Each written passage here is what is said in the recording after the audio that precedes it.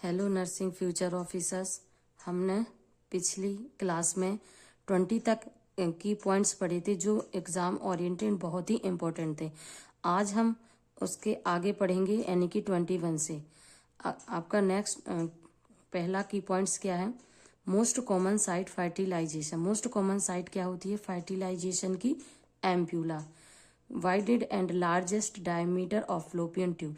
जो fallopian tube होता है उसका वाइडेड एंड लार्जेस्ट डायमीटर कौन सा होता है? कौन सा ट्यूब होता है? Ampulla. Bleeding during in the implantation. Implantation time bleeding होना कौन सा साइन होता है? Hartmann sign. इम्प्लांटेशन टाइम कितना होता है? 6 से 11 दिन का जो टाइम पीरियड होता है वो इम्प्लांटेशन टाइम होता है। Implantation most common site. Implantation की मोस्ट कॉमन साइट क्या होती है? Posterior upper wall of uterus. Next key point है अपना steps of implantation. Step of implantation AAPI। Attraction, attraction, adhesion, penetration and invasion. Slim's disease also known as. Slim's disease को और हम किस नाम से जानते हैं? एड्स के नाम से जानते हैं। HIV नहीं। अगर किसी क्वेश्चन में आपसे पूछ लिया जाए कि HIV भी दिया जाए और एड्स भी दिया जाए तो आपको फर्स्ट प्रायोरिटी में एड्स देना है, सेकंड प्रायोरिटी में आपको HIV। तो slim's disease also known as AIDS. First sign of the puberty. First sign क्या होता है प्यूबर्टी का? Thelarche. Last sign of puberty. Puberty का लास्ट साइन क्या होता है? मेनार्ची।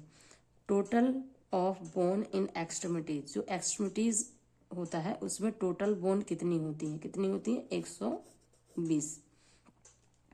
Burn patient best method of O two delivery. जो बर्न वाला पेशेंट है उसमें best method of O two delivery कौन सी होती है? Oxygen tent.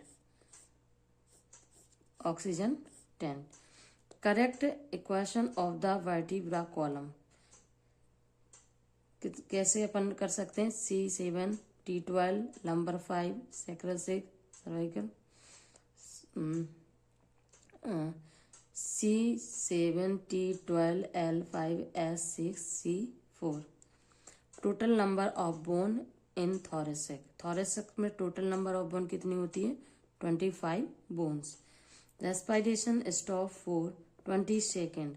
अगर किसी भी पेशेंट की 20 सेकेंड के लिए रेस्पिरेशन अगर बंद हो जाती है तो उस कंडीशन को हम किस नाम से जानते हैं? एपनिया के नाम से जानते हैं। Respiration centre. रेस्पिरेशन सेंटर कहाँ पे होता है? Medulla oblongata. Temperature regulation centre. जो टेम्परेचर को मेंटेन करके या रेगुलेशन करके रखता है उसका सेंटर कहाँ किसको माना गया है? हाइपोथैलेमस को। Thank you. ऐसे ही रोज वीडियोस के लिए हमारे चैनल को सब्सक्राइब करें, लाइक करें एंड शेयर करें। आगे की वीडियोस के लिए धन्यवाद।